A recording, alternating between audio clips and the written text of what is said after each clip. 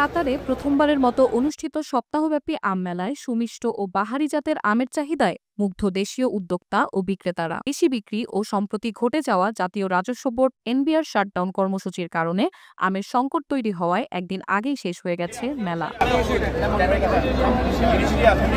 ৬ দিনের মেলায় আম বিক্রি হয়েছে ৭৩ টন। এ সময় মেলায় এসেছেন অর্ধ লাখেরও বেশি দর্শনার্থী। একটু যদি বলেন, এই আম কি পান নাই কোথাও নাকি? আমটা শেষ হয়ে গেছে। আজকে মেলার আরো শুনছি আরো একদিন আছে, শেষ হয়ে গেছে, অনেক ডিমান্ড।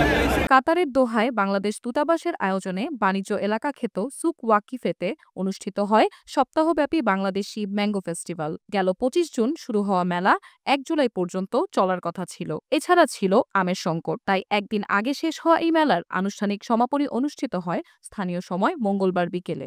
আপনারা কতটুকু আম নিয়ে আসছেন? আমরা ম্যাক্সিমাম 2 থেকে 2.5 টন নিয়ে আসছি। ডিসকাউন্টের জন্য আরেকটু দামে লাগছে, নাহলে আরেকটু বেশি নিয়ে আসতাম।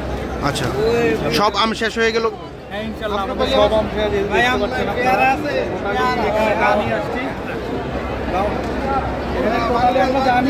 আমাদের সবগুলো আম শেষ হয়ে গেছে। কেন আম শেষ হয়ে গেল?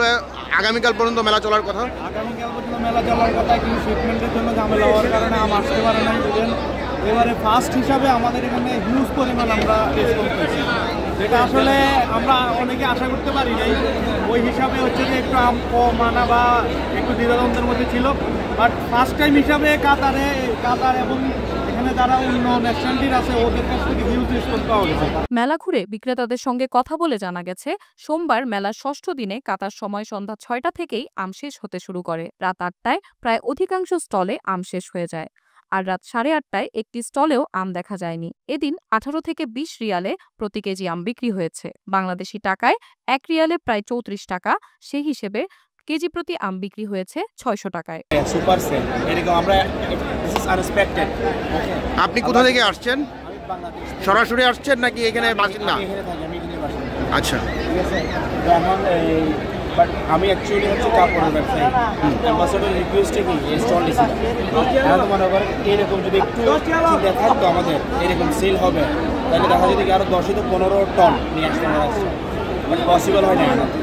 উৎসবে বাংলাদেশের বিখ্যাত আমের মধ্যে ছিল আম্রপালি, ল্যাংড়া, কাটিমন, ক্ষীরসাপাত, ফজলি, গোবিন্দভোগ, হাড়িভাঙা, লেইম ম্যাঙ্গো, কলা আম, হিমসাগর ও লক্ষণভোগ। এছাড়া লিচু, কাঁঠাল, ড্রাগন ফল, পেয়ারা ও আনারসও ছিল বিক্রির জন্য। নিউজ ডেস্ক, সারা বাংলা।